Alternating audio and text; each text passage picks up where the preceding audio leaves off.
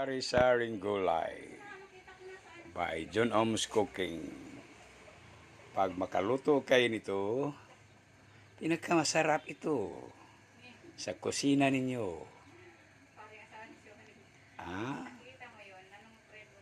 Ang pinakamasarap na sari-saring gulay. Ang pitsay hindi pa nilagay. Pag ilagay ang pitsay, panghuli lang kasi maluto ang pitsay at sobrang maluluto. Pag serving na saka mo na ilagay ang pitsay para pinakamasarap ang gulay na sari-saring gulay by John Ohms. By John Ohm's Cooking. Healthy food sa buong buhay.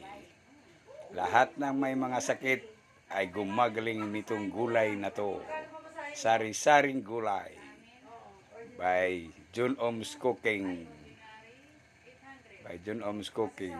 Pag matikman ninyo itong klaseng gulay na sari-sari, gabi, kalabasa, okra, talong, carrots, bagyo beans, at saka pitsay, ang ihalo mo ay lumong baboy.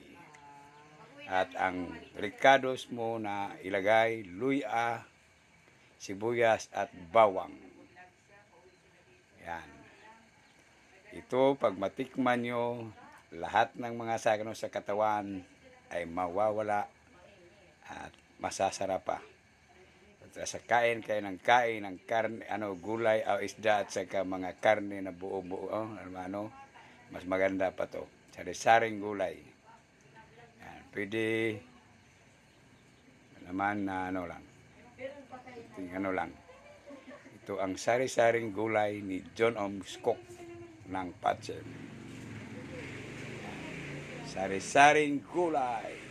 Pinakamasarap. Panghuli ilagay yan ang pitsay. Kaya kung ilagay mo yan ang pitsay, malabog, maluluto ng todo. Mamaya na yan pag i-serve na. Yan. Ito ang sari-saring gulay ni John Ohms. Pag makatikim kayo nito sa sari-saring gulay, sigurado ako na magugustuhan ninyo. Lahat kayong makatikim nito ay makagusto nito sa sari-saring gulay.